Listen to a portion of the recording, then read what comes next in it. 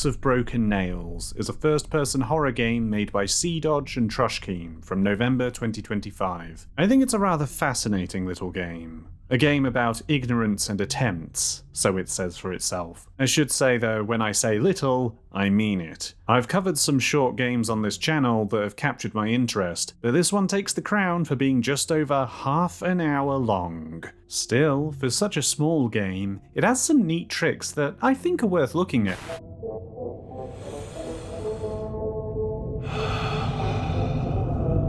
The best way to tell you what the game is to show you by playing it. We play as someone who lives in a dingy, dark cabin, all by themselves. We can see from the kitchen that the life of solitude is maybe not equaling a happy life. All the blank picture frames feel kind of disconcerting, and the place is an absolute mess. Neglect and accumulated filth in abundance. Even the broom is covered in cobwebs. There are also some broken plates and mugs that suggest this isn't a casual slide into disrepair. Can't help but notice this picture frame face down too. I do like the visual style. It's not high fidelity graphics or anything, but this dithering filter does make things feel quite a bit grungier and more textured than I think it otherwise would. The game is pretty dark though, maybe even too dark at times, so if you're watching this on your phone with auto brightness on, or like with the sun shining on the screen, I'm sorry. Next to the kitchen is a room stacked with boxes. And then a living room with a cozy roaring fire. More blank pictures across the mantelpiece. All in front of a sofa with a giant picture frame hanging above it. There's other furniture too, but sorry, can you hear the phone? Let me get that.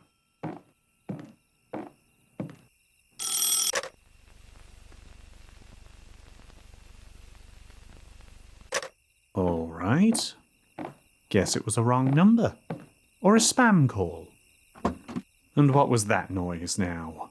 You can go around the other way from the front room to reach the living room, meaning the house makes a nice circle for you to go around. Was this on the other side of the picture? Was this guy putting up his pictures backwards? Also, what door creaked open? Looks like a workshop of some kind?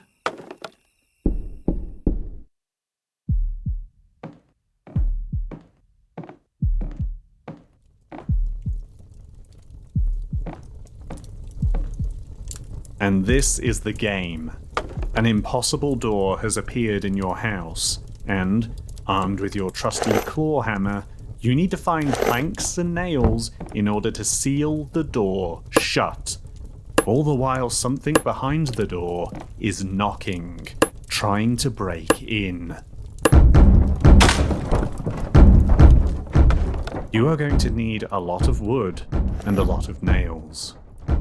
Luckily there was more in the workshop, and in this bedroom adjacent to it? I don't have time to think about this. Playing the game is horribly tense. Looking around the house, trying to find planks and nails from whatever crevice they might be tucked away in, whilst you hear whatever is out there banging intensely from the other room, and your barricades snapping and falling away. You cannot afford to dilly-dally. It's coming. It's coming in. Not only that, there's other weird noises too.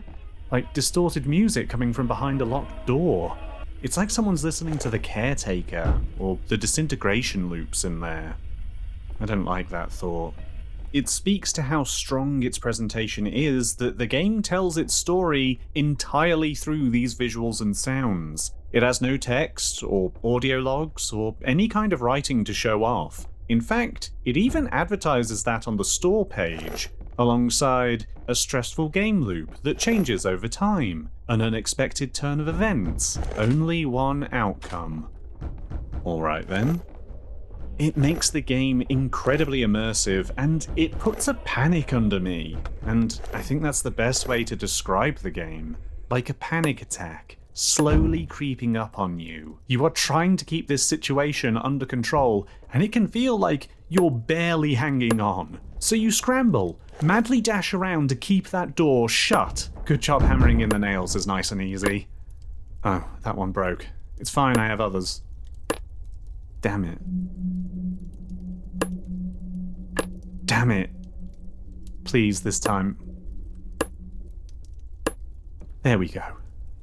It feels like a maddening and surreal nightmare, and this is just the start of the game.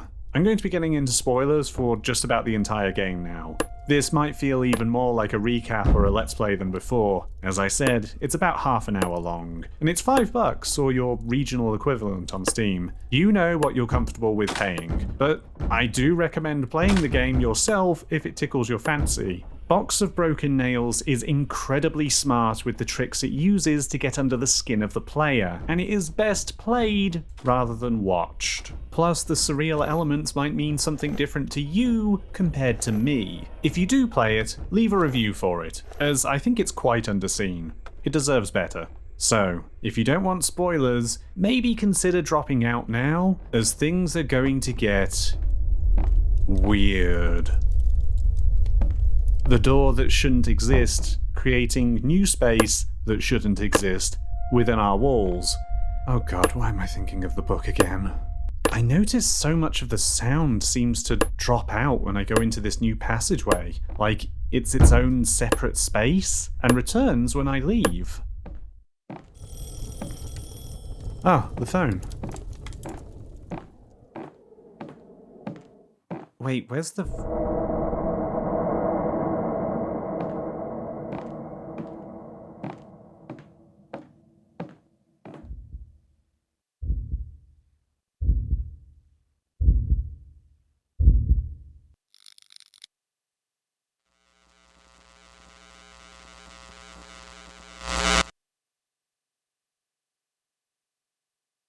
We are now sealed in the workshop with furniture blocking the way. Luckily, we have the tool required to get us out.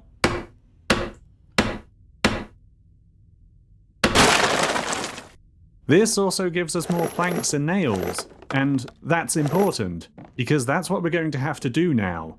We have to break the furniture in the house in order to get nails and planks, starting with this pile of miscellaneous junk in the workshop. There's quite a lot in here, a lot of it seemingly in disrepair. All the more reason to scrap it for parts, I guess. Our hammering is quicker now, more frantic than before, mirroring how I'm feeling like I'm losing my mind trying to keep up with this. Things also appear to have shifted around, maybe from time passing? But even that bedroom next to the workshop seems to have sealed itself off? Whatever, that doesn't matter right now. Not everything is suitable to give you a plank, and taking the time to break an object down and not getting what I need is driving me closer to the edge. Sometimes when picking up a nail too, it hurts, like I'm no longer being so careful.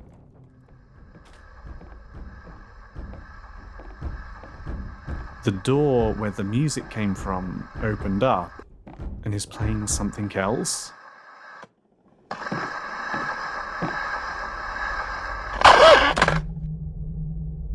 The furniture in this bedroom is quite nice compared to everything else in the house.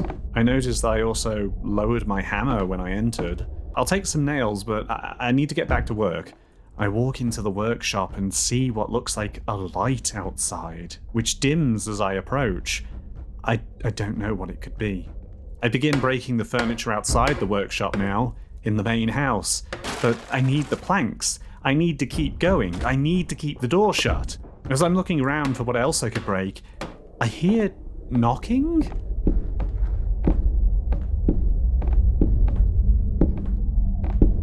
But it's the front door.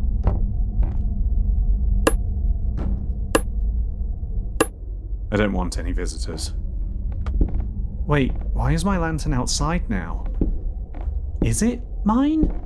Not important. I clear another hallway and make a little shortcut from the front room to the living room and get more wood to put on the door. And god, it just keeps going and going and going and going and going and going, and I need more wood, and I'm going and going and going and going and going and...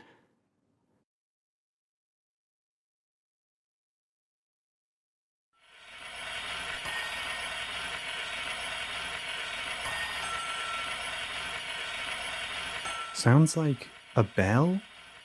A triangle? Metal on delicate metal?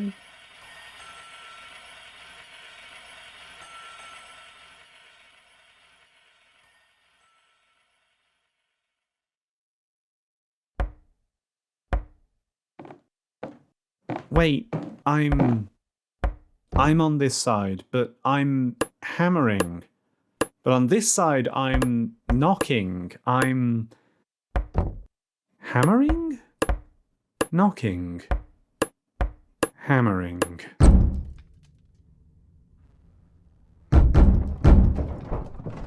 Ow. There's nails everywhere. Broken nails. I have to sift through them to find anything remotely usable, taking care not to scratch myself. And wood. There's wood. I storm through the house, taking wood out of the walls wherever I can. I see the eyes staring at me. Their buzzing makes them impossible to ignore, but I try to. I try to because I have to seal this door. I rip out more and more wood. Any spot in the house is just more material I need to keep going.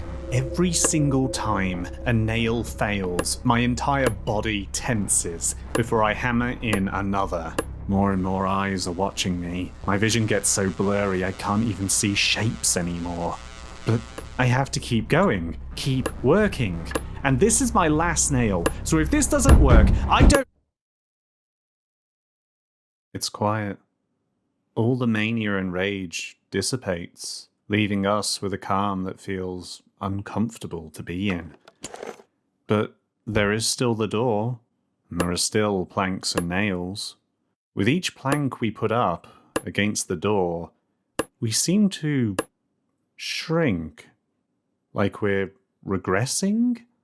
The eyes watch us still, but their presence doesn't burn in the same way as before.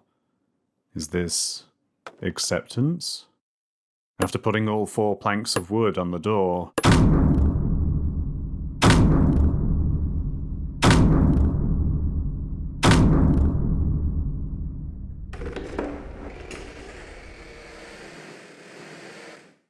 we let ourselves in.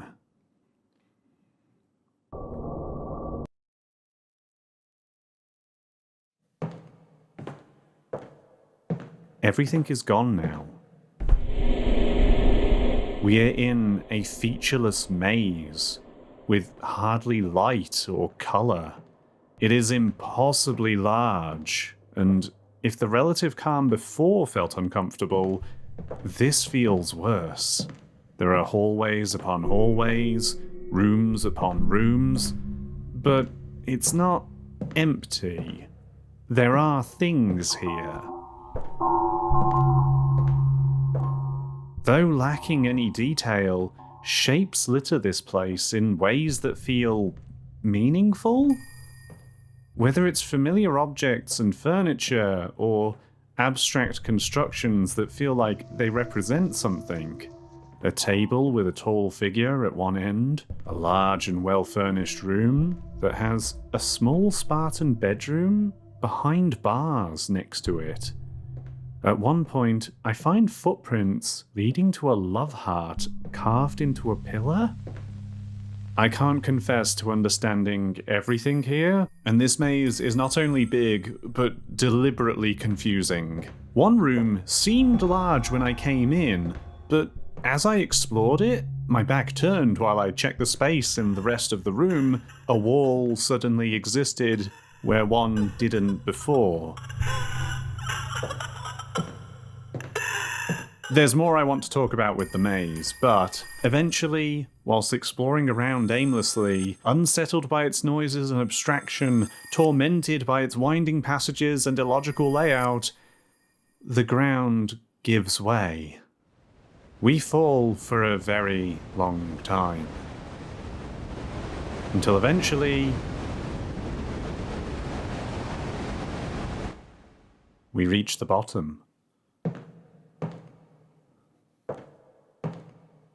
The featureless grey corridor gives way for a room with a plank and a ghost of a stool. So I pick up the plank and use it. I have made a stool. My vision is still very blurry, but that is a stool. There are 2 doors here. I pick one without much thought and open it. Inside and up some stairs is the room again. I know, because my stool is there. Except my plank now builds a table. It's a rough thing that I've made, but I made it. 3 doors this time. And once again, I pick one. I double check and no, the door you pick is the one you go through. The others steal off. Once again, I come to the room. Much bigger now. I take my plank and I create again. A chair this time. It looks quite nice, I think. I pick a door. I come to the room. Again, larger. I build a table, and the ghost of it looks quite rough, but when it's made, it's quite a good-looking table. Varnished and even. Better than the last table, for sure. I pick another door. I come to the room. I make a cabinet. Again, it turns out well. There is now an entire second story of doors for me to go through. And I keep going. I make a set of cupboards, with fancy metal handles and stylish hinges. I choose another door out of the dozens that are now available to me. Next I am to build a chair, and look how rough its ghost looks, made of raw untreated wood. But when I come to build it, it's beautiful. A stylish, comfortable armchair. I would have that chair. It actually looks like somebody already did by how weathered it is, but whatever. 3 stories of doors now. The climb upwards is starting to take some time. I could take the lower doors, but why not climb now that I can? The room. A table, once again, round this time, and just look at it. Look at how intricate this is. I only realize now, but my vision is so much clearer, and it lets me appreciate all the wonderful details of what I've made even more. I climb again, to the very top. 5 whole stories of doors. But I want to take the top because I can take the top. The way is open to me, and I want to take it.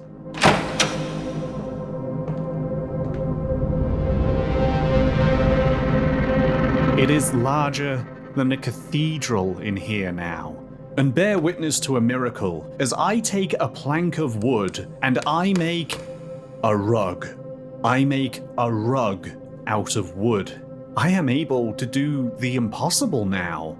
And yes, I am going to take the top door of this staircase. It takes a very long time now to climb. Sometimes I think I must be at the top, but another flight of stairs appears before me. But it feels good to keep ascending like this, to see all the doors that are now open to me. From the lowest points and darkest depths from which I thought there could be no escape, I am able to climb up and out of them, and look down at the times where I thought myself beyond help and realize there was a path up and out. Little by little, step by step. All I had to do was to find the path where I could keep moving.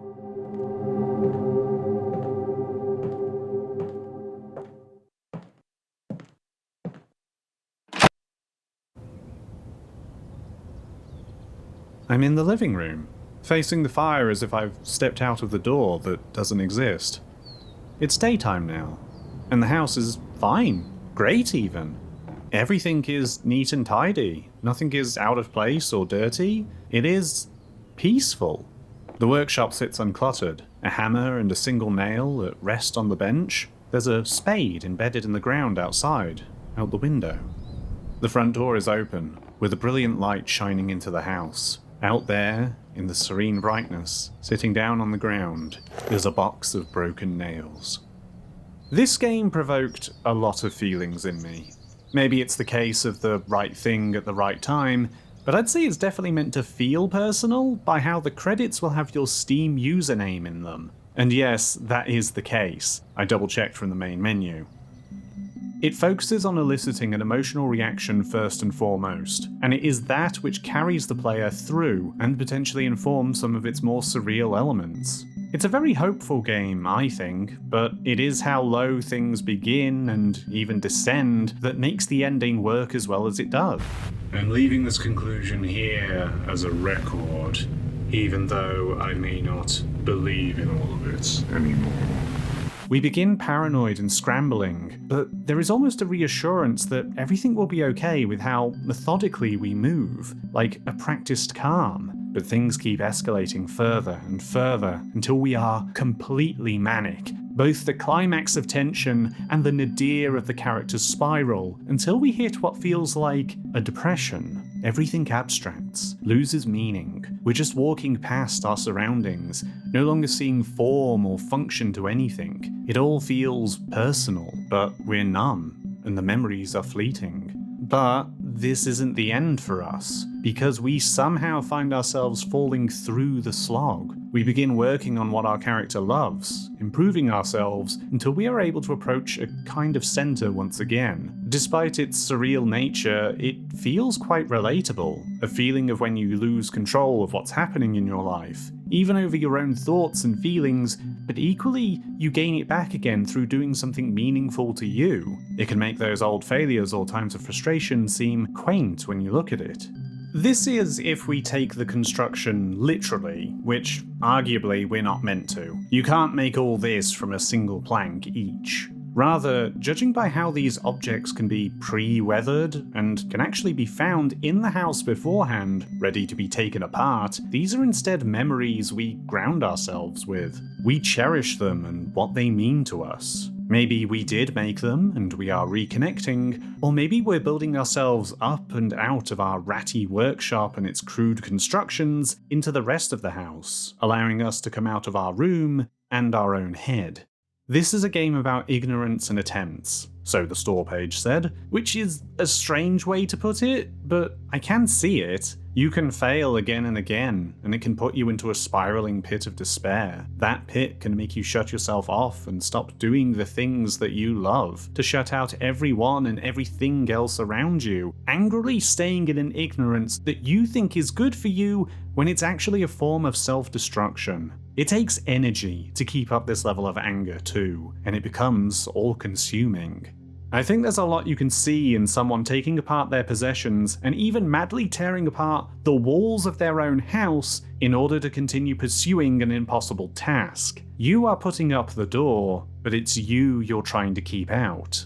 Sealing the door is just unhealthy coping, and you can take it in a few ways. Like as simply mentally blocking out bad thoughts, staying busy with work or mindless tasks rather than dealing with your own emotions, or maybe even substance abuse to numb yourself. Just as important as the broken nails is the box to keep them in, to take the negative thoughts and allow them to exist but compartmentalized, in order to view them differently and preventing them from spreading around the house, around your life. Accepting it and working through it may not be easy. There might be shame involved, an underlying trauma which feeds these negative emotions, but it's all a phase in the recovery.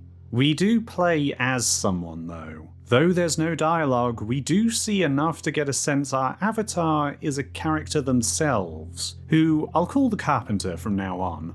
I don't know if there is one true answer to any of this, so take what I say here with a grain of salt. I did say to play it yourself. With the upturned photos, the untouched bedroom, and some other things, it could feel like the events of the game come from the Carpenter losing their partner, and their downward spiral being caused by the loss of the light of their life, maybe even their muse. But I'm not totally confident on this. There's only a single bed in the bedroom. The furniture feels antiquated too, from the gramophone to the vanity table. Granted, the time period is pretty non-specific beyond after TV was invented, but something about it gives me the vibe of being in their elderly mother's bedroom. They don't want to move or change anything about her room, and certainly not touch or, heaven forbid, destroy any of her stuff, because they're struggling to move on from her, maybe because she was a domineering presence in their life. With the angry eyes looking down, whose presence alone causes immense distress, and the barren bedroom, which I guess is where the Carpenter sleeps in the house, we could surmise that Mother was not a kind parent, and the trauma still lingers long after Mother Dearest was gone. Probably not a coincidence that the first time we see the eyes, after the first surreal moment, the carpenter suddenly appears in their bedroom by the workshop.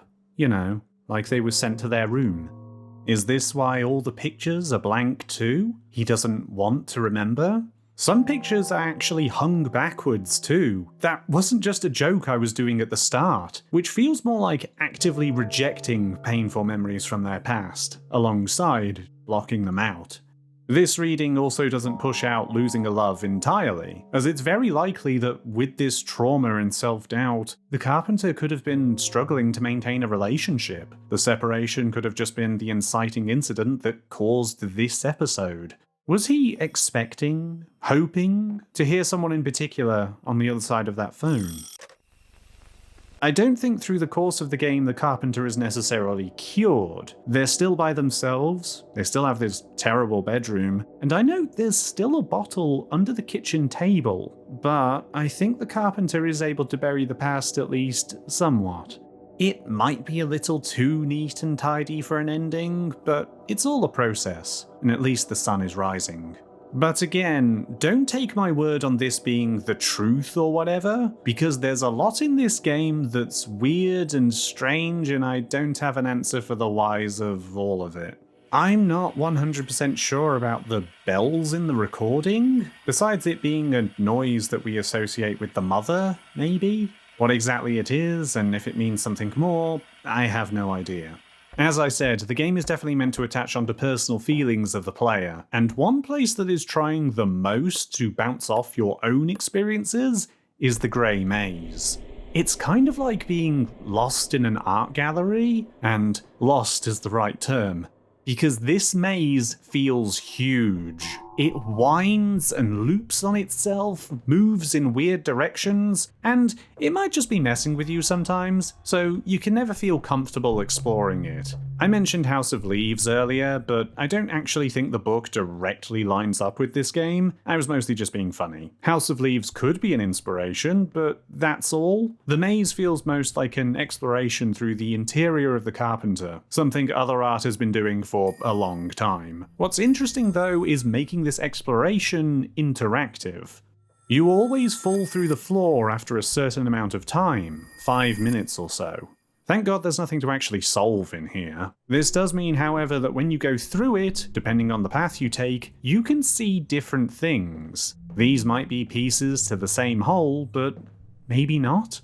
Maybe it's meant to be a different series of vignettes every time. And whatever you see, that's what you're meant to take with you. Like an experience you're meant to share despite it being different to everyone else's. But that's what makes it personal. I could even be wrong on the whole mother angle. It's somewhat hard to tell, but those twin bedrooms, which I had assumed were meant to be mothers and carpenters, actually share the same bed, only bisected by a wall. You can tell by how thin they both are. Maybe there was a spouse or partner? Maybe both rooms are just about the carpenter? Or maybe it's an Oedipal thing. Maybe it's like Braid, and the whole game is just about all the women who said no to Jonathan Blow throughout his life. There is the chance that there's some grand truth somewhere in these dim grey walls, and this is one of the reasons that I've replayed this game a few times. I'd say if you've only watched this rather than played it for yourself, there is still some value in getting the game and going through it because of this. It does take some time to get to the maze, but I didn't mind that so much because on replaying the game, some things during the hammering phase stood out to me, and this is the point where I started to feel paranoid.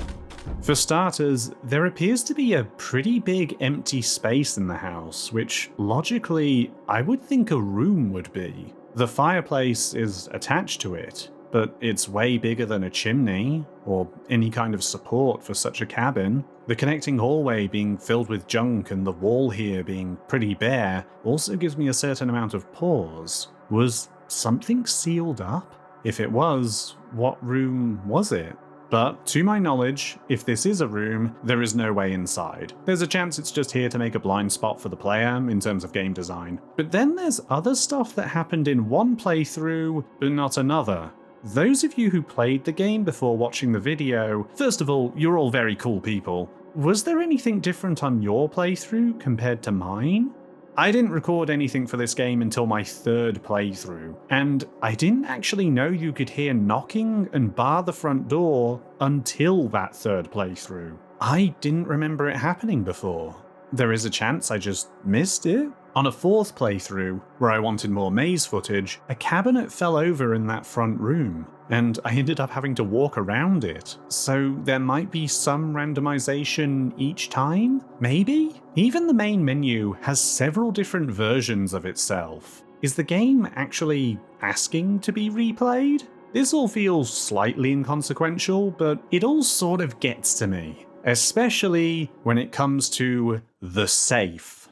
At the end of the game is a digital safe that is open and empty. It's very prominent, with its green glowing keypad, at odds with the aesthetic of the rest of the house. Thing is, this is the only time it's been here. At least, on this playthrough. Now, I'm not crazy. You can tell because I told you I'm not. But on my first playthrough, this safe was in the house beforehand. It sat on this little table in the front room. Only ever on my first playthrough, however. In every subsequent playthrough, the safe was missing, and there was just an empty table. The safe was always there at the end of the game, however, so it was hard to forget about it. In fact, there's also a room inside the maze that has what looks like an abstract version of the safe. That gives it a certain degree of prominence. I have no idea what caused the safe to appear. To be honest, I don't even recall if you could even do anything with the safe. I'm mostly annoyed I don't have any footage to show you of it. I feel like I stopped and spoke to someone, and only later was it pointed out to me I was speaking to Bigfoot. It's a mystery, but I don't think it's anything to lose your head over. At its core, Box of Broken Nails is a hopeful game about recovery. It encourages you to see parts of yourself in a story that is both intense and bizarre, and different people might take different things from it, but I think that's what makes it feel emotionally true and honest. Our feelings can be complicated, but there's a central truth to them that I think resonates within this game. No matter what circumstances may drag you down, you can build yourself back up. One small step at a time, whether it's through making a simple stool or making a small little video about a 30-minute horror game. Thanks for watching, and I'll see you next time.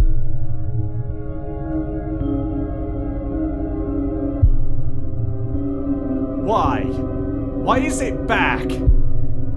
I have no idea what I did to make the safe reappear. It was just there suddenly on another playthrough. And what's worse is you can interact with it. It wants a code. I have no idea what the code is. I don't even know how long the code is. There's no display or anything. Where do I start looking? There's no writing or dialogue in the game. I was genuinely nearly done making this video when I encountered this safe again. What you've seen so far was meant to be the whole video. But now, I can't help but be paranoid that I've missed something somewhere. There's a light inside, so there's something in there. I can't stop now, can I? I want to be thorough. I guess this is a second spoiler warning. If you played through the game and thought you'd seen everything, I'm sorry to say, but you didn't. And that the path ahead is difficult and unclear. I am 2.5 hours into this 30-minute horror game, and I begin my journey to solve this safe.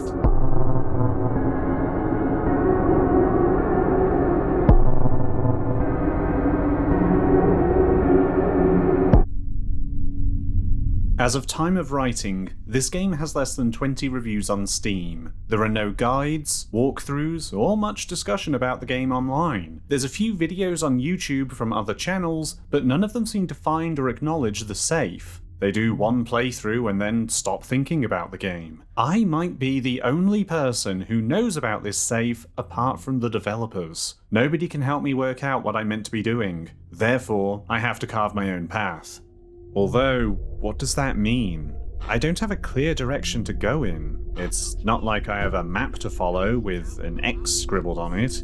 I play through the entire game several times, checking the cabin at each phase to see if I find anything peculiar or out of place. Examining my surroundings so closely like this leads me to being extremely sensitive to any kind of sound or sight outside the norm. It has actually made the game creepier, and I'm paranoid about what the game could do. Simply knowing there is one unknown secret beneath this game makes it feel like anything is possible. Okay, let's try to make this mission feel a bit more manageable by breaking it down. Question 1. How do we spawn the safe?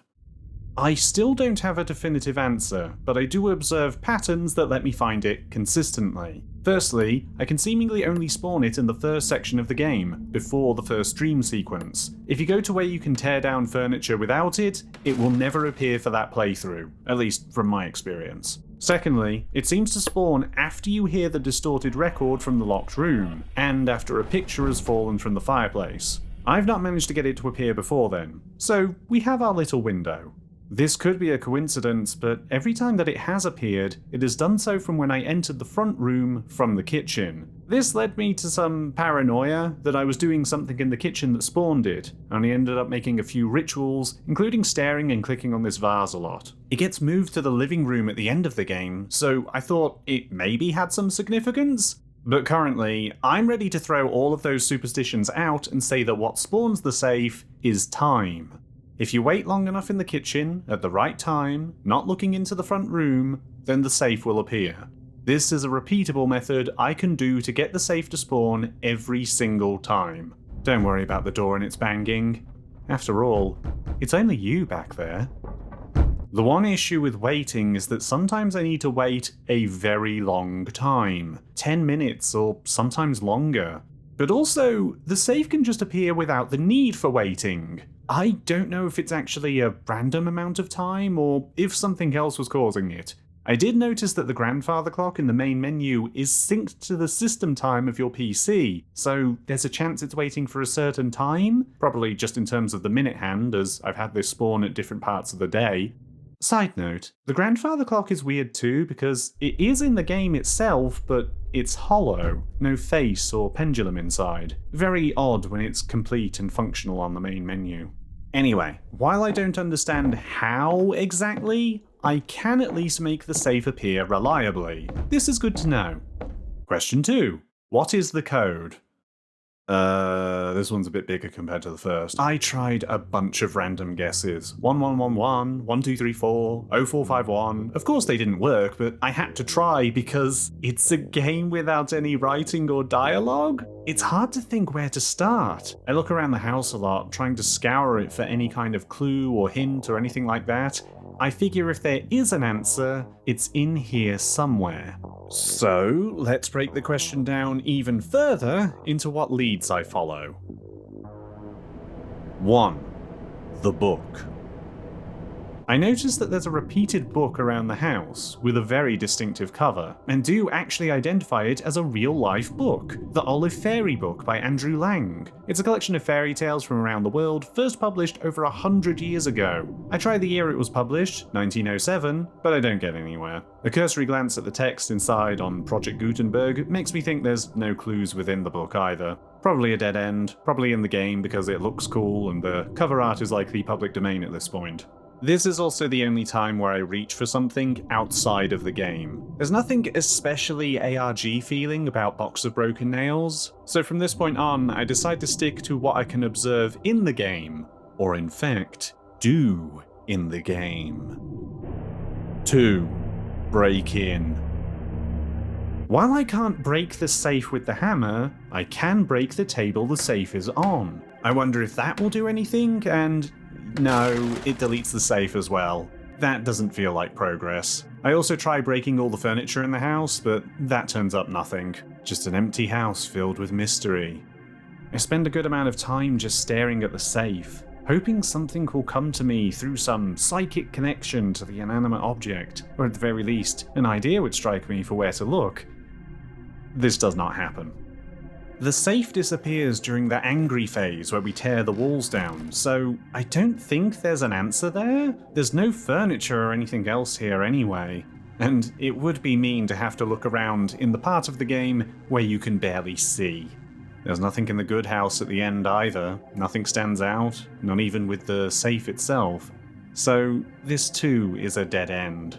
I don't think the house has the clues. Unless... 3. The knocking. Maybe the knocking is in a set pattern that will tell me the code, and... No, it doesn't. The knocking is in random intervals, in random patterns, sometimes just for a single time, sometimes over a dozen. I am not getting anything out of observing this, but anxiety and a headache. 4. The bells.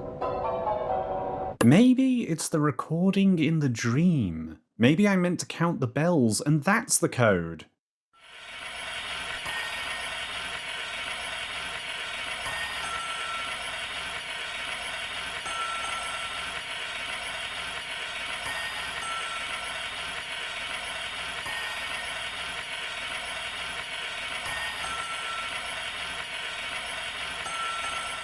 This is a lot of 1s and 2s. This isn't right. But maybe it's Morse code? Like the 2 tones are dots and dashes? The recording is just 4 sets that repeat a few times, so maybe that's the message. It doesn't equal numbers, though? Those require way more input. Maybe letters then, and I convert them into numbers.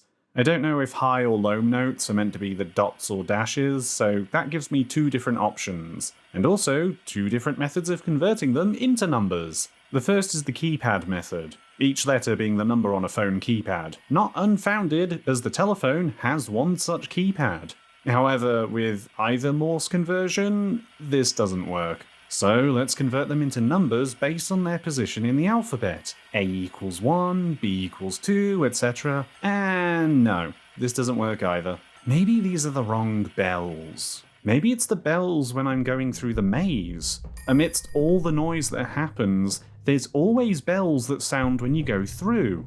Let's count them.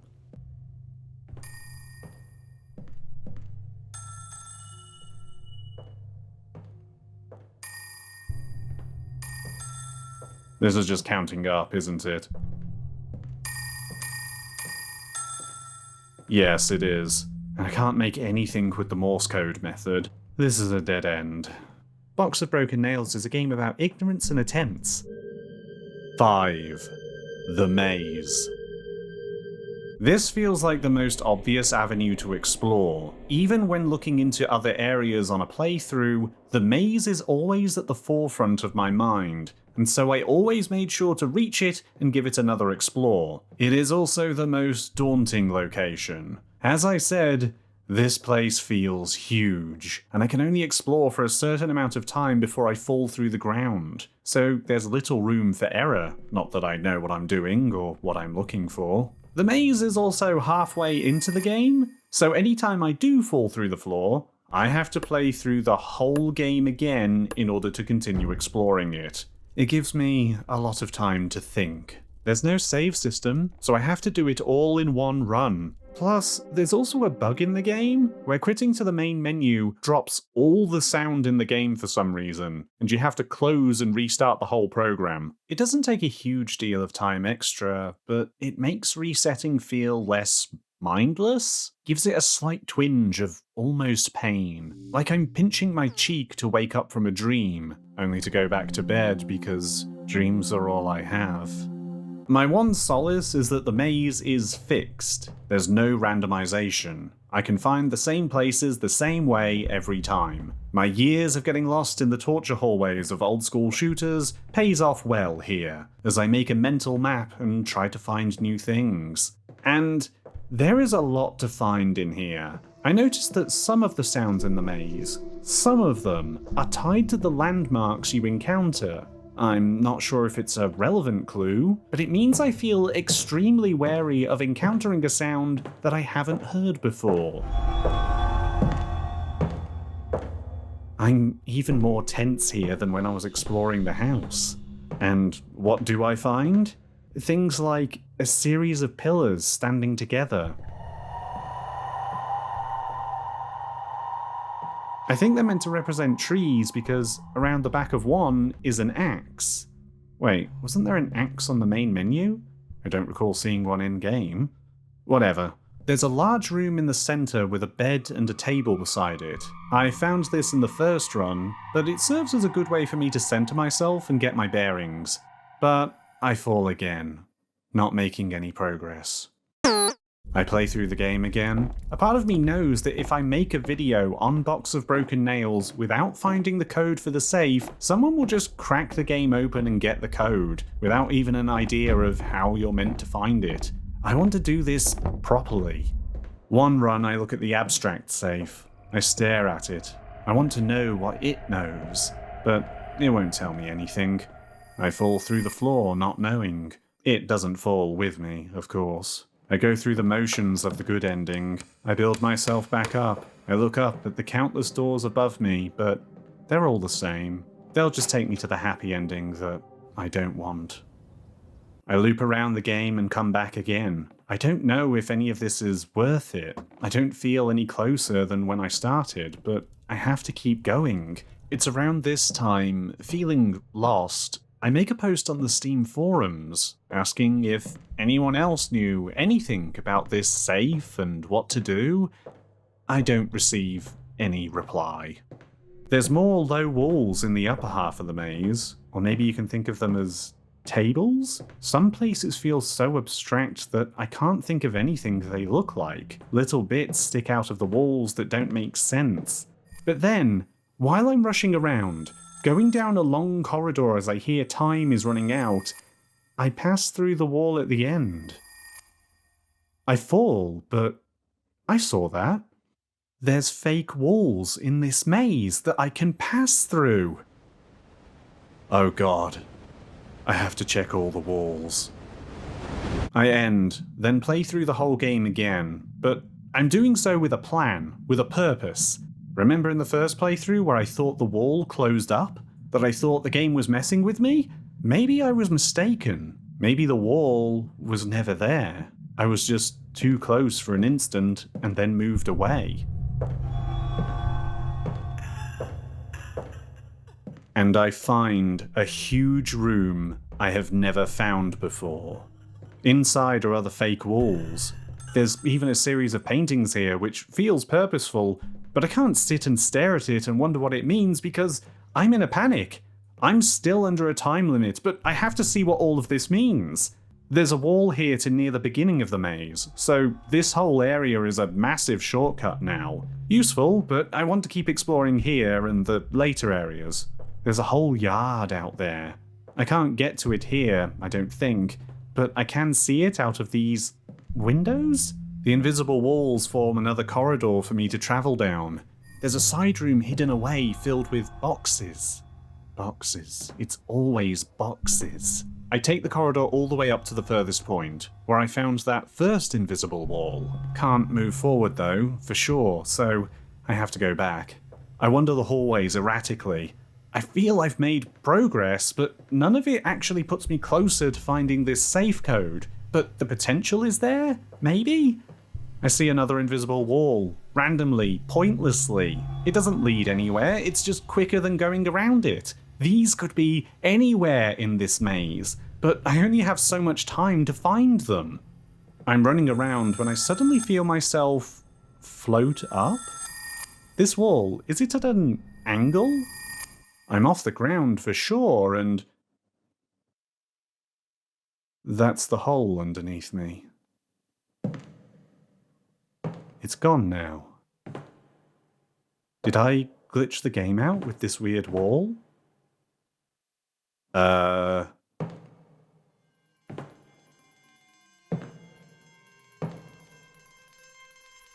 am 8 hours into this 30-minute horror game, and I have found an alternate path. I am completely thrown. The roof has disappeared. X's loom over the sky, surrounding me and facing me from all angles. The music is unlike anything else I've heard in the game so far. I feel small, judged, and yet this discovery electrifies me. And to think, it was all because of accidentally finding a wall I could climb up. While I'm sure I'm meant to be here, I haven't glitched the game out or anything. Floating up the wall felt like I was exploiting a bug.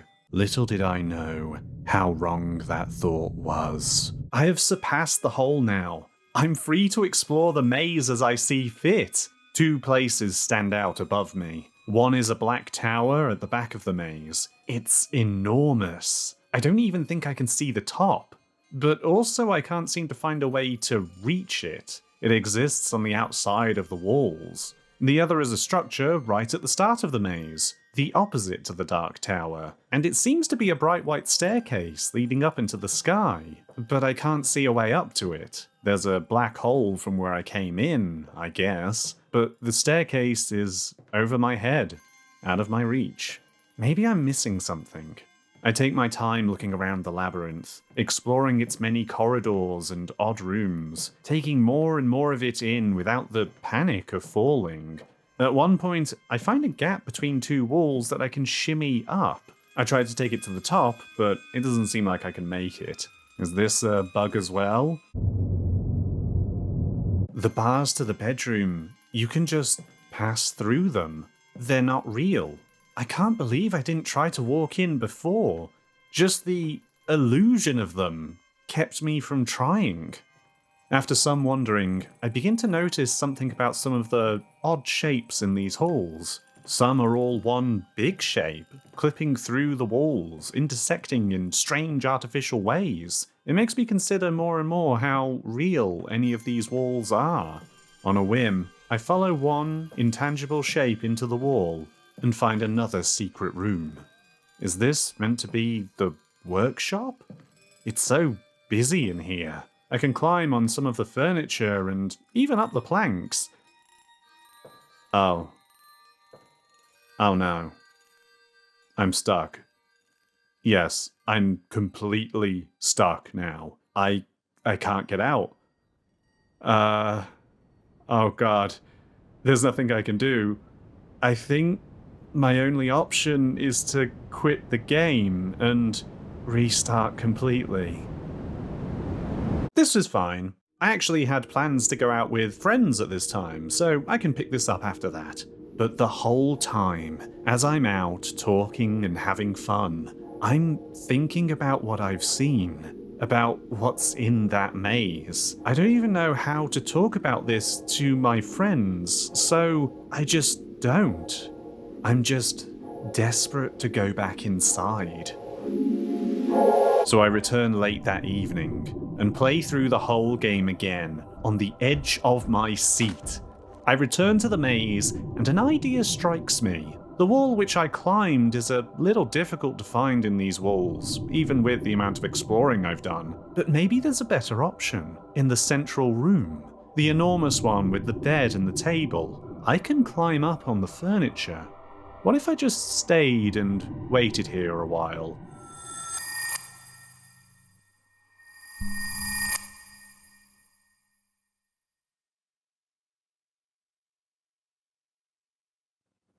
I did it. The roof is gone again. But there's no X's this time. That's strange. Did I do something different compared to last time? I make my way back to the workshop, taking care not to get stuck again. I go up the steep ramp on the opposite wall.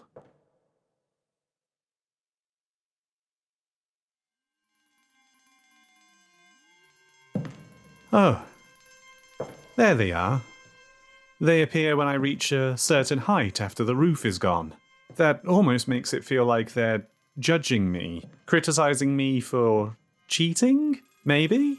Well, if I'm already in trouble, I should have no hesitation taking this ramp to climb up on top of the walls. It's the smart rat who rejects the restrictions of its maze.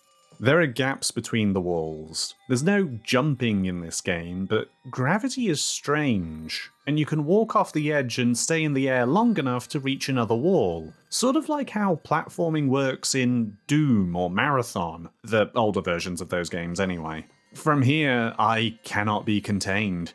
I'm free to go wherever I want. I leap outside the boundaries of the maze to see the Dark Tower. It's a wide structure as well as tall, and I move around it to see a familiar sight. Hello again, you. And there's actually 2 of them back here. Let's see what's inside. Oh, both lead to the same room, I guess. How about that? And what's down this corridor?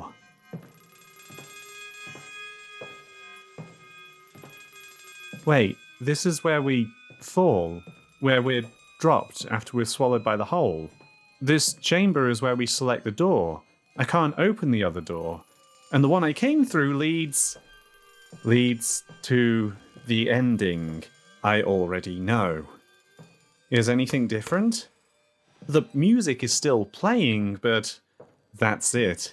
It's just there as I make my way through these creations, picking whatever door ahead to get to the next door. Even when other music plays, it's still there, but everything's the same. You know what? No, I don't want to make any of these things again. I'm just gonna move on. Just keep on going to the good house where there's nothing different at all. I pick up the box of broken nails and beat the game as normal. The tower, or hole, I guess, isn't the way forward. I've got to play through the whole game again because nothing has changed whatsoever from doing this. Why isn't it saying my name anymore? Why is not saying my name making it feel even more personal? Whatever, it doesn't matter. I play through the entire game again. Once again, I dodge the hole using my furniture method, knowing that the hole is actually a several 100-foot tall tower reaching to the sky with a future I'm not interested in seeing. So we move to the opposite path. It was just a simple hop to the tower, but the staircase requires me to navigate the entire maze by its borders. It's so strange to see the shape of things from this angle, the patterns you can't appreciate from below. I make it without issue, no falling off edges or down walls that don't exist, and I begin to make my ascent. If I thought that the view from on top of the walls was interesting, then I'd be curious what it looks like from the top of this thing. Reminds me of when I was trying to take the top doors beforehand in that ending. Climbing just because I could. I'm doing the same thing now, right? Climbing because I can. It'll probably take me a long time to make it to the top here, but I'll do it. I mean, look how high up I am already. Oh, I guess I'm at my destination. There's a hole in the center. I don't fancy going down it. I'll go through the door instead. Feels like a tattered, dilapidated structure. Oh.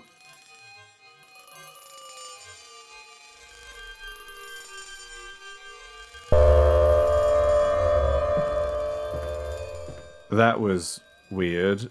I guess I'll walk around the floor that doesn't exist. I move past it and come to a little beam that leads into a wall. I can't move any further, so I'll just hop on down. Oh, that floor was fake too. Oh, this is going to take a while, isn't it? This part of the game is an obstacle course that hates you. The path forward is not the obvious one, and you need to change the way you think in order to make it through, because the game will trick you, and you'll have to start over, again, and again. Box of Broken Nails is a game about ignorance and attempts. I am going to need to abridge the many attempts I make in order to find my way through, because this does indeed take a while, with lots of thinking and desperate attempts to work out what I'm meant to be doing. And the methods I end up employing are, well, come see. Once I'm through the fake wall, I end up looking around this platform a lot until I notice a little pole floating in midair. I don't reach it on my first try, but going as high as I can and getting a small run-up, I managed to hop over there. All the hopping over maze walls was a tutorial for this moment. I climbed some more poles that are at odd angles, and then onto some platforms, one at a very steep angle. That odd-angled wall was a tutorial telling me I could do this. And from here, oh, this is a tricky one. I need to perch myself right on the tippy top of this platform and go onto this thin needle-like platform here. But I have to be careful, because sometimes the game's gravity acts in strange ways, and I roll off down the side of the platform really fast. I think it's due to the geometry of the platform or something. Reaching the pin-like platform, there's nowhere to go that I can see, Because what I need to do is make a leap of faith through this wall and onto a long beam, which takes me neatly to the next doorway with a giant X, with only a minor obstacle along the way. This takes me to this great building, where my footsteps echo throughout the halls. I walk around and can't seem to find any doors or exits, only to come full circle and find the way I came in has disappeared as well. I'm stuck here. There appears to be platforms in the air, some floating and some on the walls, and a little cube on the floor. I don't understand what I meant to do for quite a while. I just keep looking around, looping around, until I climb the cube at just the right angle and find myself climbing an invisible stairwell. If you thought the first section of this obstacle course was bad, this is on a whole other level. I need to walk along a floor I cannot see and test it, inch by inch, being guided only by various odd landmarks coming out of the wall or floating in midair. It isn't easy. I need to move by precise angles at precise points in order to make progress, and I fall many times trying to gain the knowledge to what I'm meant to be doing next. I'm beginning to feel dizzy, and my head hurts from doing all this. It is a long process of feeling around where the floor might exist. Eventually, I find my way up to this platform, which looks like a broken dinner plate. From here, I jump to the opposite wall, and slowly, I inch my way up the wall, measuring exactly where this new staircase is. What? Oh, okay, it teleports me somewhere else into the room, in the middle of the air when I get high enough. Cool, good to know. Glad I could save myself at least and get back to where I was. So let's do it again. But this time, I turn immediately to my left, and hey, there's a big diving board over this way. I make my way over to it. And ahead is... oh god. I walk over to it. I'm puzzled. I also fall and come back up over and over again, trying to work out what I'm meant to be doing here. I actually begin to lose track of how long I've spent just doing this. I came back home in the evening, and I think it's the next day now. After much trial and error, ignorance and attempts, I see that if I walk to the corner where the wall and the rotating platform join, I begin to climb up the platform as it spins around. That gap in the wall, was that a tutorial too? With the exact right angle, I managed to rise all the way up and into a secret room above. Finally, progress. There are stairs here, actual tangible stairs. I take them up, walking right through the ceiling and out into the open once again, and fall back down. Of course I do. I stick my head into the ceiling, which lets me see there's no floor besides the landing at the top of the stairs. No floor I can see anyway, but everywhere I walk off from leads to me just falling down again. I try and try, but nowhere seems to be the right direction. So why do that then? Why do the same thing again and again? Why follow the path upwards to nowhere? What I need to do is take a different path.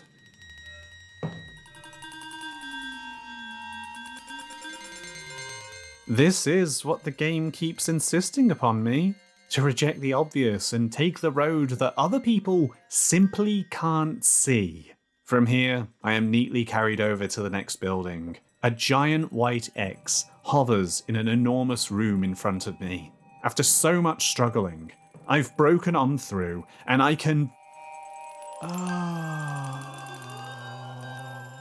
Oh no. No, it's not over yet. This is the fun room. It's where I have fun. There's spinning platforms, beams, and razor-thin poles leading everywhere and nowhere. And platforms that may or may not exist. And nails, of course. Broken nails embedded into the walls. I fail a lot here. I don't think I am thankful enough that failing puts me at the top of this, and not right at the start of this entire encounter. I am exhausted. I need to sleep. But surely I'm nearly there.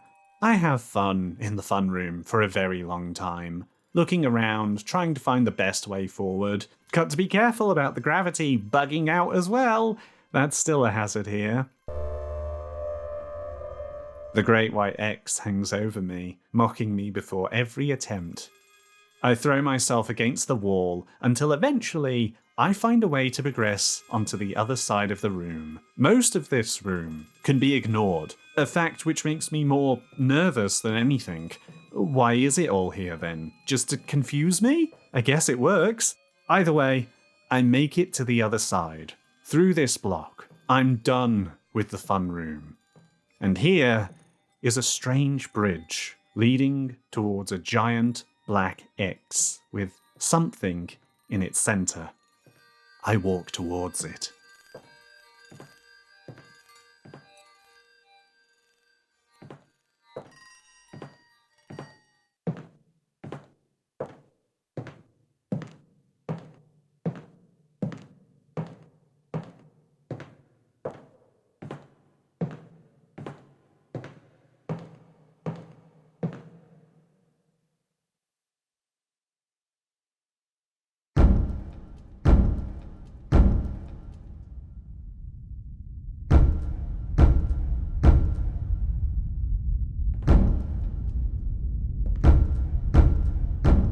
I am 13 hours into this 30-minute horror game, and I have found a second ending. The store page lies to you. So I think we can safely call this the bad ending. Not signposted anywhere in the game, only reachable by madly banging against the walls that confine you until you see the tiniest crack appear. A crack that you have to pick at, dig into until you can squeeze through a new path so much more difficult than anything else in the game. All of this comes from a deliberate choice by the player. The player has to choose to do this, to deliberately avoid the good ending and its sunshine and shining light into acceptance, and instead insist on digging further into this pit. The staircase being on the opposite end of the maze to the hole, back where you start in the maze, demonstrate the carpenter's mental regression. You can think you're getting somewhere and doing something positive. Think you are carving the best path forward for yourself as you struggle against failure after failure. You can do this while ignoring all the signs around you. In the end, this mad persistence is not rewarded. You are simply shown what you have become. You haven't made any progress. You're still stuck in the same place you were, even more mad and rabid now, and you got here entirely by your own hand, rejecting the process of healing.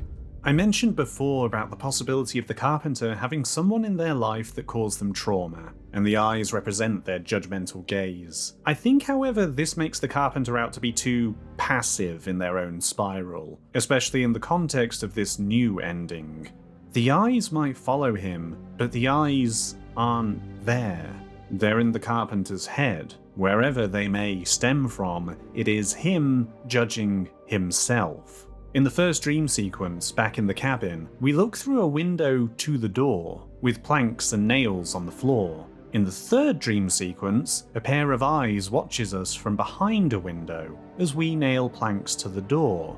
It is the carpenter torturing himself. Maybe he's not doing it deliberately, but this is the message I get from picking the bad ending. All the eyes are the compounded layers of doubt and self-loathing made manifest from the active decision to sink further into despair, whether he knows he's doing this or not. This choice is all the more compelling because of the game's depiction of the regressive slide, and specifically cognitive decline. I mentioned The Caretaker before, an artist who famously makes music about memory and Alzheimer's disease. It's a somewhat arresting connection, but there's more. The Grey Maze 2 actually reminds me quite strongly of a Doom mod called The Thing You Can't Defeat. You start playing through Doom as normal, but things begin to deteriorate, shapes breaking down and music not playing correctly. until colour and form are taken away and you are running down blank corridors that don't make sense, where the only thing you can't defeat is your own mind slipping away. I find the connections interesting because I don't think Box of Broken Nails is specifically about Alzheimer's or dementia, because intention is a key ingredient to how everything plays out. This is a game about ignorance and attempts, right? Instead, I feel it wants to show how an emotional and psychological breakdown, descending into the darkest places a mind can go, can also destroy the self, can be as damaging as more serious neurodegenerative disorders in the worst circumstances. Nothing else matters to the carpenter in their home, basically their entire world, but their own obsession. Not time, not their possessions, and not even their own memories. The pictures might be blank, but some are turned around. The carpenter does not want to remember. This does not exclude the possibility of the carpenter having some kind of personality disorder, but the game is too ambiguous for me to be comfortable saying it's anything specific. Besides, the story unfolds from what it invokes in you. You might see something different to me. Remember also there's a chance that the good ending isn't as happy as it seems. That bottle is still under the table. There's a chance the bad ending is the true outcome, and the good ending is us just going through the motions of recovery, having a good day before descending back into the darkness. Just like how I was pressing new game again and again just to see where I could go, and not leaving well enough alone after a nice happy ending. Maybe the store page isn't lying to me after all. There's so much to this ending and how it's presented that I like, but I do have one small issue. What's the safe code? Yeah, the reason I kept playing this game and discovered this entirely new ending in the first place? I still don't know what the code is. I go back into the impossible obstacle course. I check every corner of every section of this tortuous pathway. I look at everything from all angles I can possibly take, roam around the fun room for so long, I think I forget this game once had color. And I can't find anything that could be the code. Despite having found this entire alternative path and second ending, I feel I have made zero progress.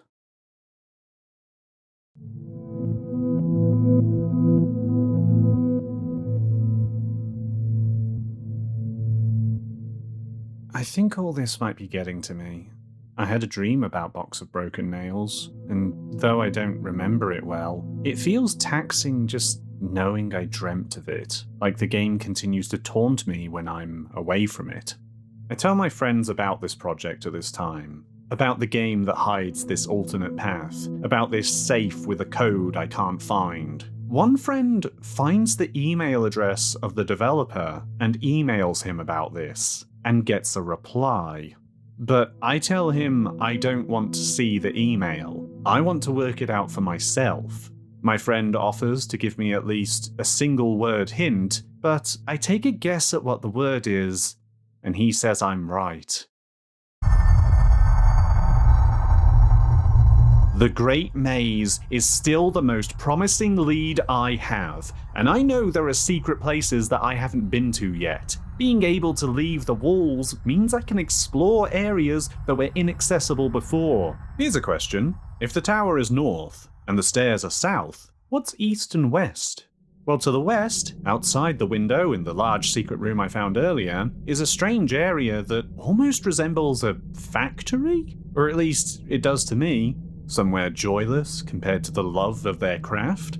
There is also a small X floating around by itself on ground level. I can't touch it, can't interact with it in any way. It's notable, however, because on the opposite side of the map, which is a huge, long corridor stretching right to the edge of the platform I'm on, is another X, floating in just the same way. These points representing the furthest points off to the side, different to enormous towering structures, I guess. The eastern X has a use though, because it represents an invisible staircase which will take you back up onto the walls. So falling out of the maze is not the end of a run, and you can re-enter the maze.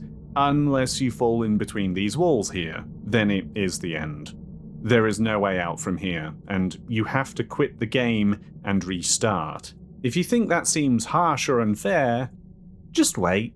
In order to track everything, I begin to draw a physical map. My mental map won't cut it anymore. The maze is just too big, and there's too many passages and corners and secrets to stay on top of. I draw and measure my map by counting the amount of steps I took down each and every passageway of the maze, which isn't terribly exact. It ends up taking me a very, very long time to finish this. Oh my god, thank god I don't have a timer on me anymore. But I do get a map out of it. It's rough, far from perfect, and the top half doesn't neatly align with the bottom for some reason, but it gives me a good idea of where to start exploring. I highlight areas where I seemingly walk around a large empty space, like there could be a hidden room I'm walking around, almost like what I kept feeling was the case in the cabin. My map not being one-to-one does make it feel like I'm chasing ghosts sometimes, but these secret rooms do exist. Sometimes there were windows showing me places that were inaccessible. Now, from atop the walls, they are accessible. I drop into one that seems to be a facsimile of a living room. It's strange to see, especially up close after just glancing it through walls. However, there's nothing I can do here. No new information acquired or anything to interact with. There's no way out from here either. I'm stuck. Again. I mark it off on my map as a death zone. I have to reload and play through the whole game again and get back to this point. This becomes the pattern for a while. I play through the game, I reach the maze and get past the hole in the ground. I find a location I can't get to normally. I drop in. Maybe there's something to look at in there, but there's nothing to do. No clues to help me. I'm stuck. I am no closer to finding the code. I mark the point I explored. I restart the game. I do this again and again. I'm becoming super efficient at these early stages. I've worked out the fastest ways to get the triggers to spawn, and I've counted how many planks I need for each phase, which it's 10. It's not hard, but I wouldn't have counted beforehand. I try jumping off the side of the platform, but all that does is, eventually, put me in the hole for the good ending, which is more or less what I expected to happen. It's the same if you go down the hole or wander off the side in the obstacle course, except you have to avoid every single X on the way down so you don't get teleported back to the top. It takes a while, but eventually, you'll be in the good ending once again. Maybe, if I just make off with these planks, take them all the way through, something will change? No, nothing did. I'm getting off course, I have to focus. During one of my playthroughs, I discover the debug menu. I won't say how I opened it, though it's not difficult to do. This might be something you think could aid me, and not really. I don't know how to activate any of those commands, though those would only be time savers if I could. One thing it does do is let me see what is and is not an interactable object in the house. Each part of the safe is something. Okay. The vase I was obsessed with clicking on isn't. It's weird being in a game so long that it's breaking down into its mechanical parts and components. No longer a home, but an abstraction of what has become too familiar. This debug menu is disabled once you get into the maze, so no help with the main event here.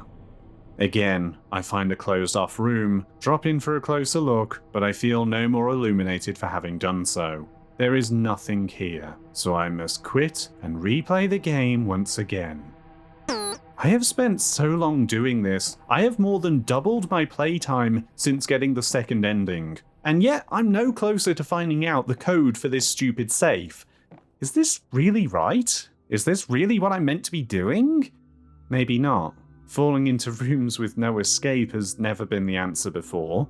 Why start now? These walls aren't high enough to contain me. They aren't high enough to take me where I want, either. The game's always rewarded me for thinking outside the box, so why not think above it?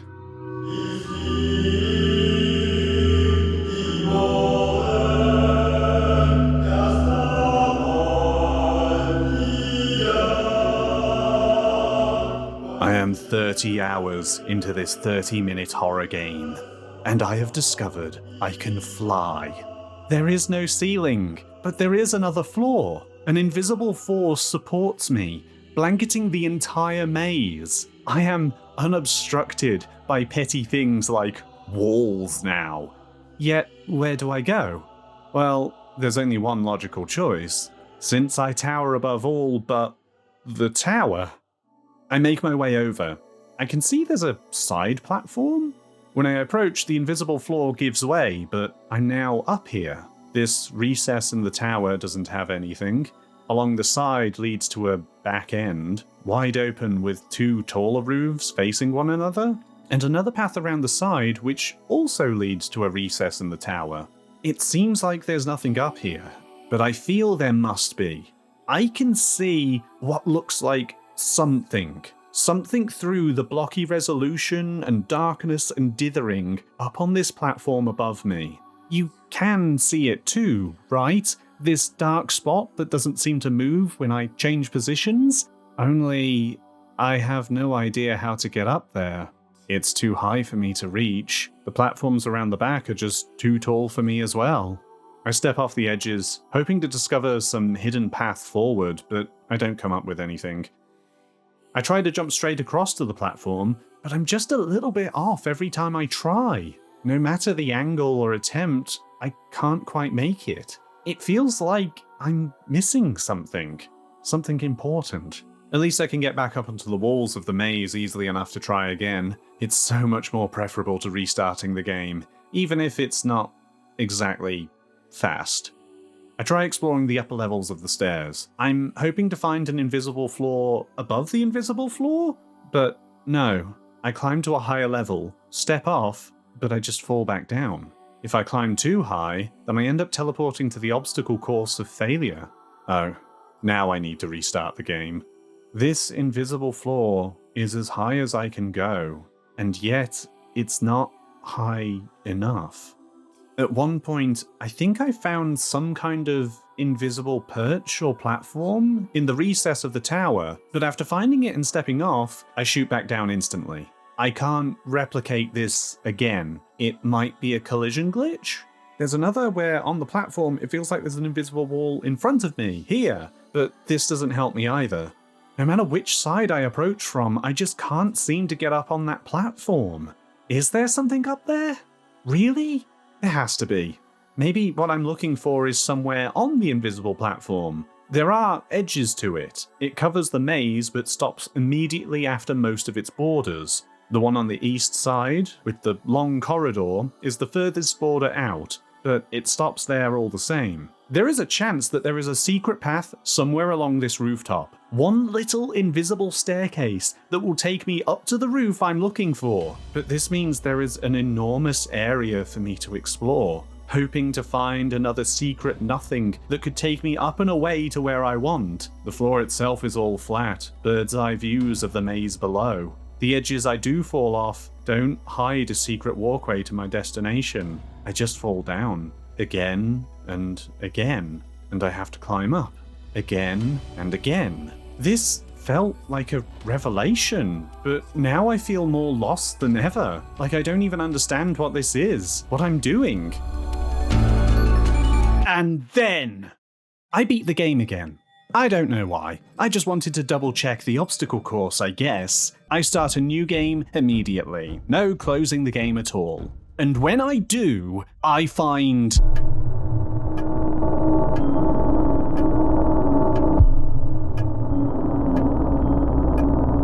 the grandfather clock in the workshop bedroom is filled out. In the 35 hours before this, it's always been hollow.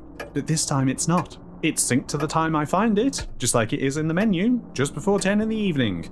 It's even ticking. What does this mean? Have I done something to make this appear? I can't do anything with the clock, and the bedroom gets locked off once I can break furniture, so I can't smash it or anything.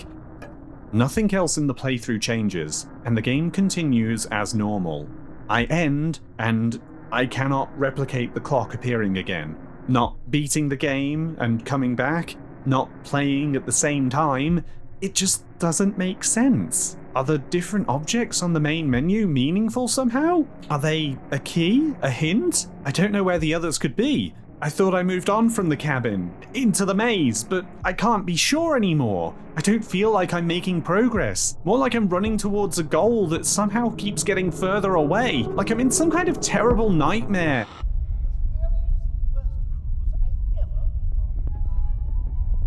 What's going on? Where am I? Is this isn't my place. I don't remember how I got here. Don't know.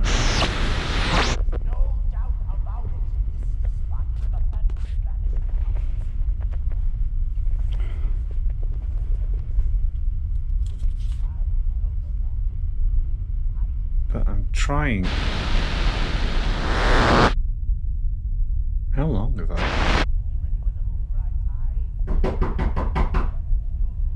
Who's there?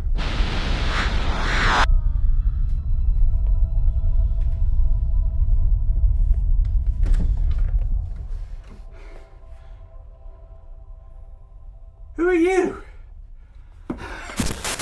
I give up. I don't know what else to do. I feel like I'm in a spiral that never closes. I want out. I just want the code.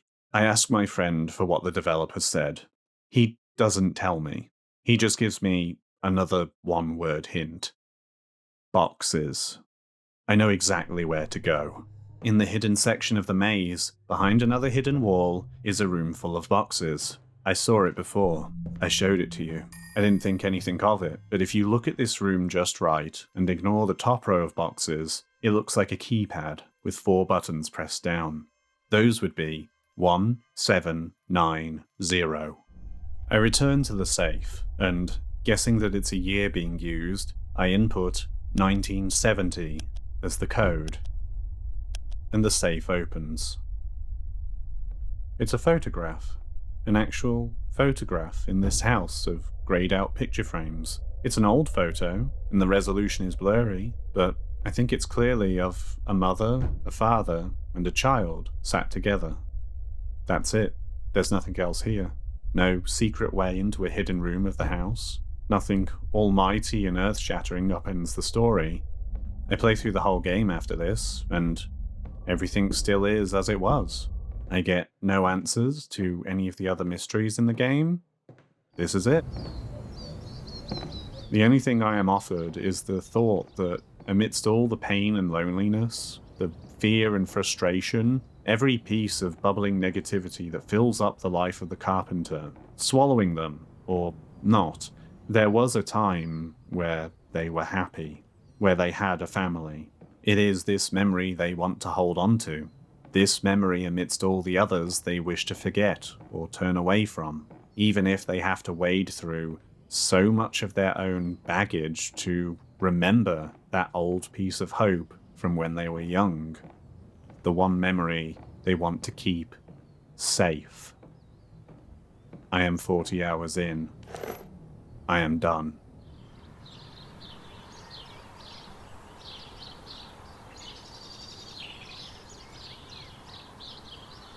Yeah. Done. You might have questions about some of the final things in that last chapter that caused me to unravel, and we'll get to those in a minute, but yeah, this is how it ends. One thing I've left out of the video is the sheer amount of times that I looked at the box room, even from above, and still didn't make the connection that I was looking at a keypad. I even thought it looked kinda weird, but I couldn't see. The final realization didn't end up feeling like I'd cracked the case, which, in fairness, I didn't. More that I was confronted with the fact that I was too tunnel-brained with these discoveries and the idea of the mystery overall that I couldn't see the answer that was right in front of me. It's also funny that the code ended up being 1970, because, as you might recall, the very first proper guess I did was the year the Olive Fairy book was published, 1907. All the right digits, one swap away from not spending all this time doing this. This was meant to be a short video. I keep saying that, but I think I'm removing myself from the equation when I say it. I was meant to make a short video. Then, one little piece of intrigue sent me looking for more. I didn't want to let this stone be unturned by someone else, so I chose to keep going. Granted, I had no idea this game would hide as much as it did, that it would turn out to be a rabbit hole for me to fall into. But Alice does not just fall into the rabbit hole.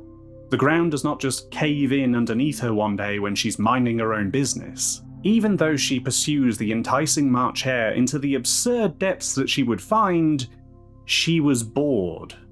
She wanted to find Wonderland. I wanted to find Wonderland too. But I don't want to go among mad people. Please forgive me the mild pretentiousness of talking about myself during this conclusion, but I really think that the question, after all of this, has moved from what was the game doing to why did I spend 40 hours playing a half-hour horror game? What is wrong with me? The game does say that the story unfolds from what it evokes in you, and clearly, it was evoking something in me. The easy answer for this is that it's my job, right? I even said I didn't want to leave the unanswered questions for someone else to solve. But for what glory did I do this for? To say that I'd completely solved every puzzle and explored every corner of a game that, statistically, you hadn't heard of before this video? I don't think that's the whole truth. If I was able to work past feeling lost, frustrated, or stuck in a game solely to make a video about it, I'd have that King's Quest III video done already. I first played this in November 2025, and after playing, I left it a positive review to give it a little boost. That review, upon rereading it months later, stood out a bit to me. Very interesting game. It's not long, and it's very linear, but the atmosphere of it is sublime. The tension of destroying your house to save yourself from your house, it's really fascinating and unique. I have questions left over, but it basically makes me want to play it again. I did also update this review when my playtime became larger. That urge to dig deeper was there from the start. This was basically a big puzzle for me to solve, and as my Blueprints notebook will attest, I love going all in on a big puzzle. But at some point, dogged determination becomes obsession. I wanted to believe there was always something larger in waiting, and it would all be worth it in the end. So even after finding the alternative path, I put in even more time just trying to be the person who cracks this safe, even when for the most part, I don't make any tangible progress. I just fell into holes for 10 hours or so, and I can't say there was no other solution to make it here because help was around. I just refused it. There was my friend who emailed the developer, who got an answer immediately from creators who were just thrilled to talk about the game they had made. But that's not even all. On the Steam Community Hub, one of the developers posted a screenshot of the alternative path, the X's floating around in the sky. It's quite a cheeky tease, I think, to put that there with no explanation. However, at some point after I had already found it, another Steam user made a comment on that image with question marks. The developer then replied, again, immediately, explaining there is a secret sequence that leads to the alternative ending. I could have just asked. And you might recall I did ask at one point. I made that post on the Steam forums where I even welcomed a reply from the devs. This was before I found the alternative path though. I was lost at this point, but then suddenly I hit my head against the wall long enough to make a dent. Suddenly, everything seemed possible, and I no longer wanted to get any assistance. But believe it or not, very late into making this video, that Steam thread actually got a reply. Hi, I don't remember which code I set for the save. It had some purpose at the start, but we couldn't tie it to something useful later. So the game designer decided to leave it to add some madness to the chaos. That's the real secret. It's meant to drive me crazy. It worked. This has only been a secret struggle because I allowed it to be. I could have asked for help at any time and gotten answers. I had friends who were asking me if this could even be worth it, if whatever was in that safe could be worth it. I didn't have to do all this.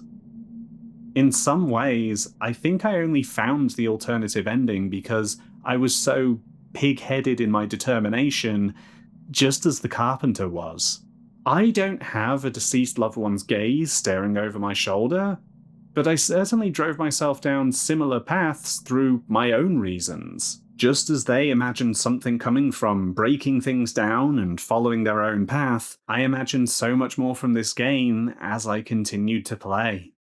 But, though I might be someone liable to obsessing over a mystery, that's also not the whole truth. I shouldn't discount the fact here that I was making a video. I did in fact get this whole video out of the experience for your viewing pleasure, and that was always the objective. The twists and turns I encountered, I wanted to share them as much as I did find them. While I pointed out I maybe had the seed of obsession in me all along, would I have done all of this, gone as far as I did, if I wasn't making a video? I could make an argument about finding the alternative path, but everything I did afterwards? I don't know. That was a long time. I opened the safe in May. It's August now. I didn't just play the game, I sifted through my scattered notes, wrote and rewrote this script, did this voiceover piece by piece, even went back inside to get more footage to replace what I'd forgot to capture whilst I was playing. The obsession went beyond just the game. I also wanted to tell a story with this. And speaking of making nightmares, now I did end up messaging the developer myself, asking if I had found everything and inquiring about some of those loose ends at the end there. They gave me permission to share what they had said. They did end up confirming that yes, I had found everything that there is to be found in the game, and that also I probably have more playtime than anyone else on Steam, developers included. So, that's nice. When I asked them about the purpose of the invisible floor and where it led, their response was essentially, "What invisible floor?" I'm fine. I'm okay. That was a long time spent chasing an unintended bug. Regarding the object on top of the tower, there is something there, and they expressed surprise that I could see it. It's apparently a sphere, with a cat meme textured over it. If I had to guess, it was this one, because while getting footage after the fact for this video, I found a cat meme in the oven of the good house. Cool. That's really funny. What the hell is wrong with me? The grandfather clock filling out suddenly? That was a random event. Apparently incredibly rare, but it does not indicate anything being different or the game changing in any way. It is this game's equivalent of the wrong number song. They did express some sympathy with how mentally damaging it must have been to find that after so long, and yeah. One thing I should make clear, despite all of this, is that I do think that Box of Broken Nails is a genuinely good game. The elements that are actually in the game and are not imagined, I think cohere brilliantly, and the bad ending existing in a hidden corner of the game is an inspired decision that I think is pulled off really well. Even the safe is cool. The puzzle itself and the reward at the end are fine, so long as you don't approach it like a madman, but the actual presence of the safe itself, being this strange secret thing, is really smart, because it's what encouraged me to dig deeper into this game. This video would have just ended at part 1, and the alternative path and bad ending might not have been discovered had the safe not been there to lure me back. All of what I've been talking about aren't issues that I have with the game, they're issues I have with me. I'm the paranoid problem here.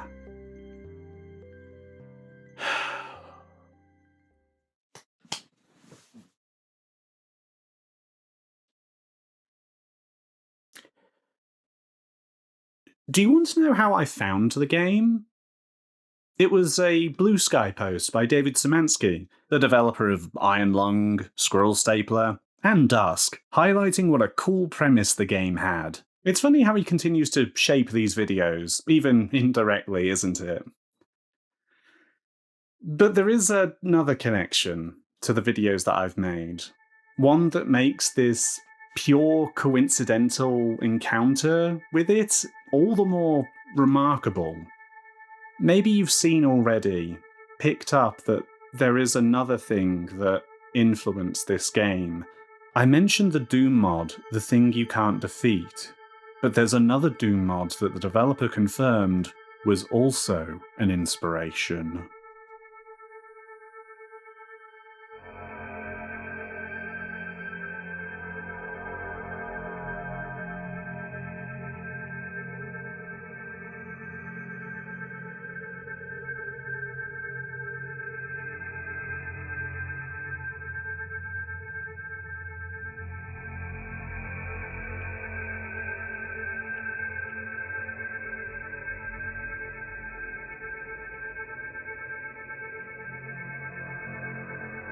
Yeah, it is incredible, isn't it?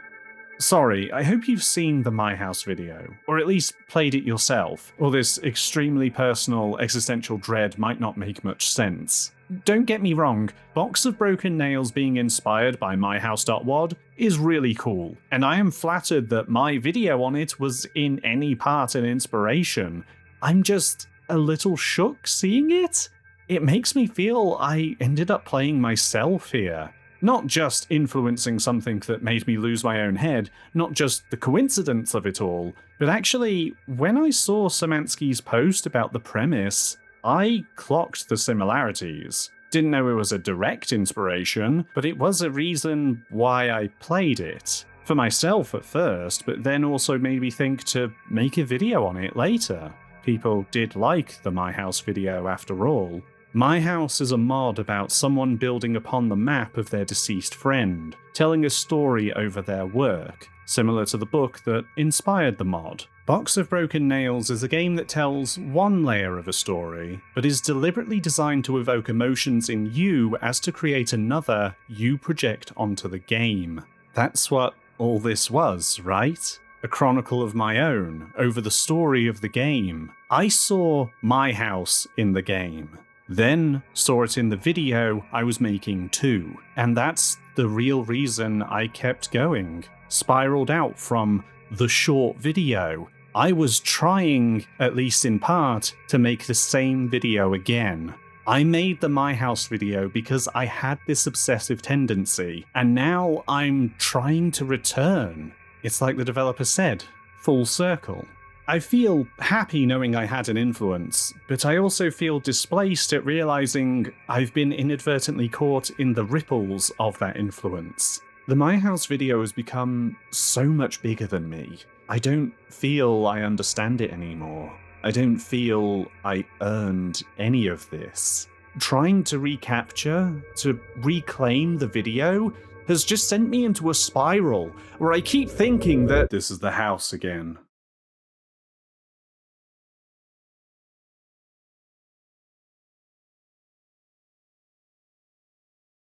Isn't it?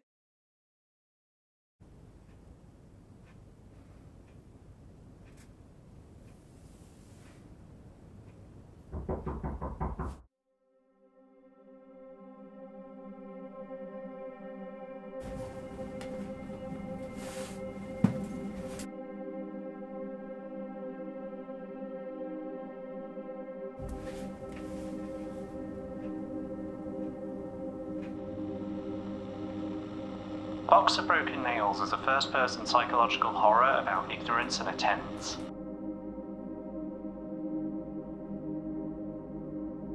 The game features no text notes, no audio logs. The story unfolds through the gameplay itself and what it evokes in you, a stressful game loop that changes over time, an unexpected turn of events, and only one outcome.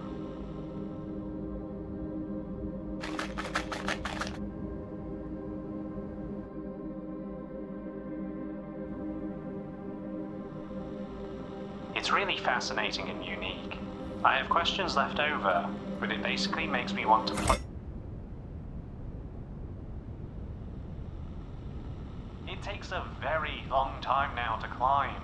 Sometimes I think I must be at the top, but another flight of stairs appears before me. But it feels good to keep ascending like this, to see all the doors that are now open to me.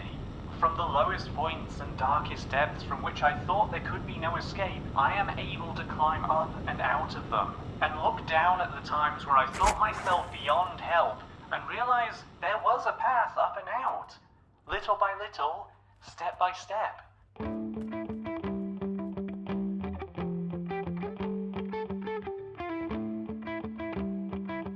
It's all a process, and at least the sun is rising. Landscape of places prearranged on a canvas that fits you in multitudes, where ink stains look like somebody new, and a sea change lifts you to the moon. Do you think a depressed person could make this? Well, thank you for watching anyway. Happy it's out now, and I can move on. Thank you to everyone who helped make this video a reality. Thank you also to A Boy Named Fox for allowing me to use their music for the credits. It's a really good song. I like it a lot. And you can buy it on Bandcamp, where 50% of the proceeds go to charity. Take a listen. We crest the cape and break out from the fog. Gray streaks, white splits, you called it an evening wash. When our eyes meet, I fall. And a special thank you to everyone who supports me making these videos. I'm thankful I get to do what I do thanks to all of you. Patrons get to ask questions and Q&A segments at the end of videos, which we'll get into right now. Any recent games you were excited for, but ultimately let down by? Planet of Lana 2. I really liked the first game as a modern Another World style game. I even covered the demo way back. And I thought this would be more of the same, but it felt more directionless and trial and error and lacks any resolution by the end. I'd probably still play a third just to get some kind of resolution, but man, it was a bummer. What is a non-video game thing that you've been really into lately? Well, I've had a review copy of Swords Against knocking around for a while. I haven't got too far into this with this video pressing on me, but it has been its own thing. You might hear more from me about it. Any interesting Quake mods you'd ever want to cover as a sort of sequel to your My House video? Well, I think we found the sequel now. But as for Quake, I don't know too much about the modding scene, to be honest. I've played some of the big mods like Arcane Dimensions and the Brutalist Jam series too, but it's a scene I'm more on the outside of. A video of Quake itself might be a good plan though, as it is the game I tend to play to relax and unwind pretty regularly. How did playing any games you have reviewed affect your real-life views and values? Well, apart from what I talked about here, covering as many queer love stories as I have has made me more aware of queer art and artists in general. I've known I was bisexual since I was a teen, and told people when it came up, but I've always kept it as a casual, no big deal part of my persona, and not really interacted with the LGBTQIA space. Which is a position of privilege. I had people who would accept me in my near vicinity, most of the time, but now I've been wanting to broaden my horizons. Listen more, do more. I'm still emerging, I guess, but it isn't the time to be quiet about my own identity. What furniture piece would you build for yourself if you had to take up carpentry? A coffee table. I could probably really do with one. I'm balancing this board game against my sofa like I'm Ashens or something. What am I doing? Alright, that's everything. I hope to see you much sooner than this has taken. Stay safe and stay strong. Until next time. God finds her reasons running between spaces in the port, but you're not acclimated. Get water to your core.